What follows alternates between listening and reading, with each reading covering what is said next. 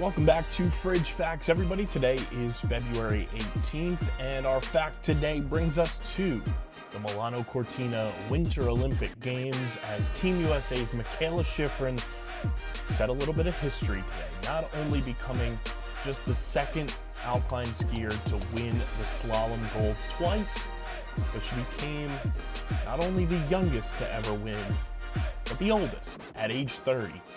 She did it at age 18 for the very first time back in 2014 in Sochi, and takes the gold here in Milan in 2026 at age 30.